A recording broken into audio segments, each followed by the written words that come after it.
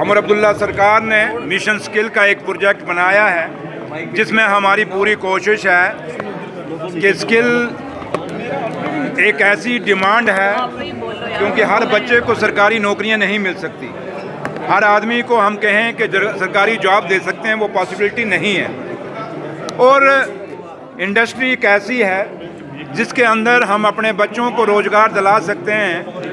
और जब भी हमारी बात इंडस्ट्री से होती थी, वहाँ के जो लीडर थे उनसे बात करते थे तो वो ये की बात कहते थे कि हमारे पास वो बच्चे स्किल्ड नहीं हैं, जिसके कारण हमें देश के दूसरे हिस्सों से बच्चे यहाँ हायर करने पड़ते हैं। और क्या होता था कि बाहर के जो दूसरे स्टेटों के बच्चों को यहाँ रोज़गार मिल जाता था, हमारे बच्चों को रोज़गार नहीं मिलता था क्योंकि हमारे बच्चों के पास वो स्किल नहीं होता था।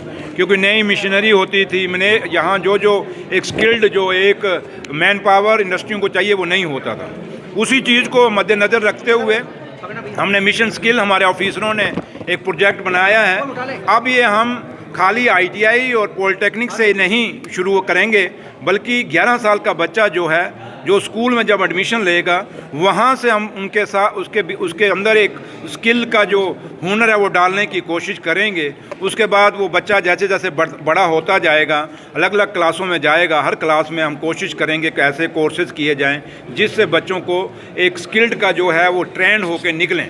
और उसके बाद ITI पॉलिटेक्निक तो है ही हैं, तो लिहाजा ये जो ट्रेनिंग बच्चे स्किल्ड वहाँ से हो के आएंगे, सीख के आएंगे, उससे हमारे एक तो इंडस्ट्री को भी मान पावर मिलेगी।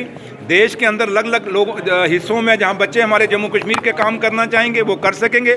और दुनिया के किसी भी देश में अगर वो बच्चे जाना चाहते हैं, क्योंकि वहाँ जब बच्चे जाते हैं तो वहाँ भी देश और दुनिया के अंदर भी बच्चों की स्किल्ड की ज़रूरत होती है।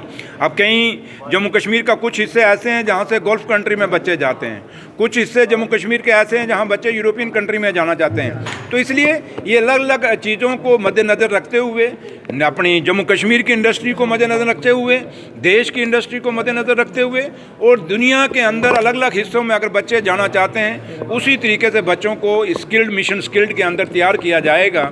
ये प्रोजेक्ट हमारे ऑफिसरान ने मेरे ने बनाया, मेरे डिपार्टमेंट ने स्किल डेवलपमेंट ने बनाया। मैं उनको मुबारक दूंगा, सेक्रेटरी साहब को भी और डायरेक्टर्स को भी।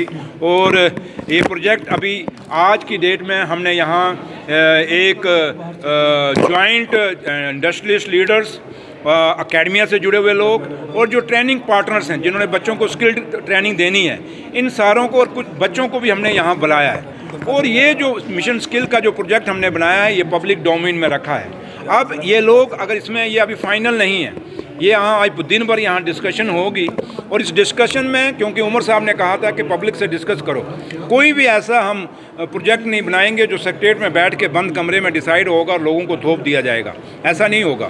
तो लिहाजा ये आज पब्लिक डोमेन में हमने छोड़ा है, इन लोगों के पास यहाँ डिस्कशन के लिए रखा है। अब ये लोग अपनी सजेशन देंगे, जो अगर इसमें कोई एडिशन डिलीशन करनी होगी तो वो करेंगे। मतलब कि ये फाइनल नहीं है, काफ़ी सारी चीज़ें इनके सजेशन से भी इस मिशन स्किल के अंदर बदलाव आ सकता है। तो इस तरह का कोई नियम रहेगा कि जो यहाँ से बच्चे बाहर जाना चाहते हैं ये कोर्स करने के बाद, उन पर कोई उनको एक्सप्लॉइटेशन ना करे, इस तरह का कुछ? मैंने कहा ना, ये सारी चीज़ें प्लग करने के लिए तभी हमने ये पब्लिक डोमेन में अभी रखा है। ये सारे लोग आए हैं, ये डिस्कशन दिन भर करेंगे।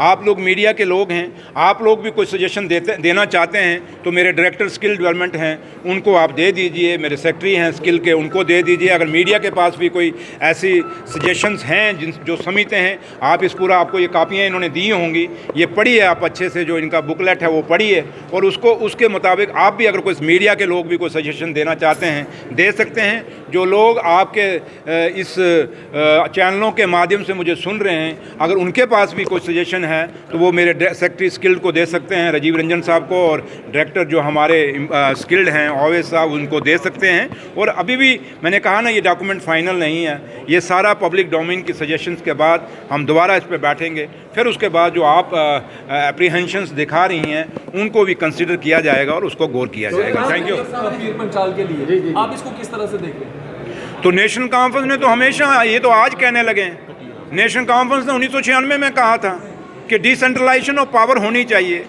डिवीज़न खाली एक डिवीज़नों में नहीं बांटना चाहिए। तो इसलिए इसमें अगर रजौरी पुंछ को अगर डिवीज़न मिलता है, चनाब वाली को मिलता है, तो ये तो नेशनल कॉन्फ्रेंस की बहुत पुरानी डिमांड है। पीडीपी कहाँ से, अगर पीडीपी इतनी हमदर्द है कि हमें यहाँ डिवीज़न मिलनी चाहिए, तो एक वक्त ऐसा था दिल्ली में सरकार बीजेपी की थी और जम्मू कश्मीर में सरकार पीडीपी की थी, तो उसमें पीडीपी और बीजेपी ने मिलके उसमें पीडीपी ने राजौरी पुंछ को डिवीज़न का दर्जा क्यों नहीं दिलाया, चिनाब वाली को डिवीज़न का दर्जा क्यों नहीं दिलाया, ये सवाल भी जरा पीडीपी से आप पूछ लीजिए।